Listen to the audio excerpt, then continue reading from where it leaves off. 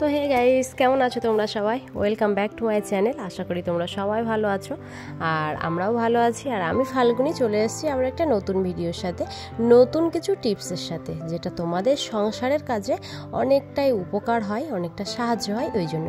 তো চলো আজকের প্রথম টিপসটা তোমাদের সাথে শেয়ার করি। এদিকে আমি মশলাদানি নিয়ে নিয়েছি, আর মশলাতে দেখতে পাচ্ছ সমস্ত রকম মশলা আছে। বাট এই যে লঙ্কার গুঁড়োটা কিন্তু আমাদের হাতে, আমরা রান্না করার সময় যে কোনো মশলা দিই না কেন, বাট তবুও এই লঙ্কার গুঁড়ো না হালকা হাতে লেগে গেলে হাতে কিন্তু প্রচণ্ড পরিমাণে জ্বালা করে। আর সেই জন্য দেখো আমি নিয়ে নিয়েছি ফ্রিজের থেকে দুধ।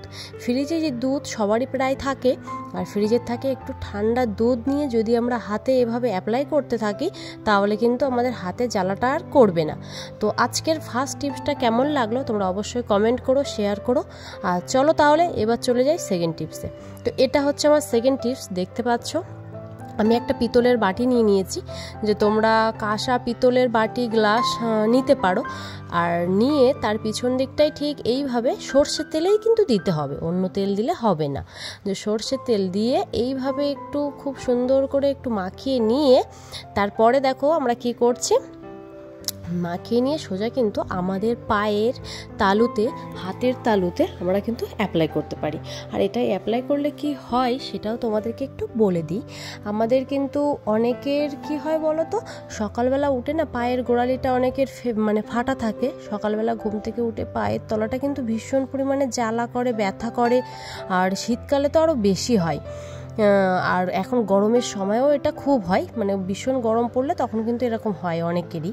তো তোমরা যদি সকালে উঠে এরকম কাঁসা পিতলের বাটি হোক, গ্লাস হোক, পিছনে একটু সর্ষের তেল লাগিয়ে হাতের তালুতে, পায়ের তালুতে এভাবে মালিশ করতে থাকো, তাহলে কিন্তু তোমরা অনেকটাই রিলিফ ফিল করবে।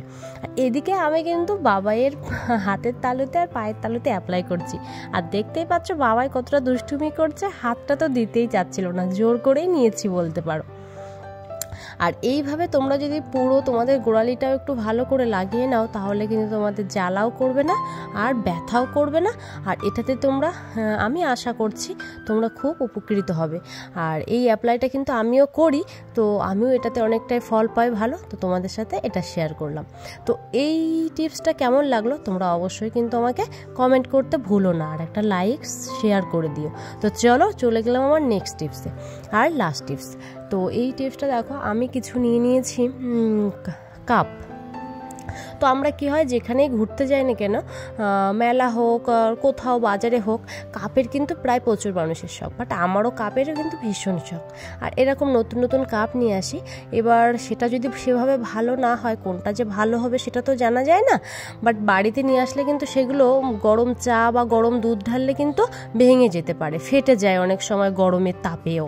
তো এই জন্য কি করব, আমরা বাজার থেকে নতুন যে কাপগুলো কিনে আনবো, সেগুলো একটু আমাদের ফ্রিজের ভিতরে এইভাবে বন্ধ করে যদি আমরা এক থেকে 2 ঘন্টা রেখে দিই, রেখে দেওয়ার পরে দেখো আমার কিন্তু কাপগুলো আমি বের করে নেব। আর বের করে নিলেই আমার কিন্তু আর একটুও ভয় লাগছে না যে এবার কাপগুলো ভেঙে যাবে।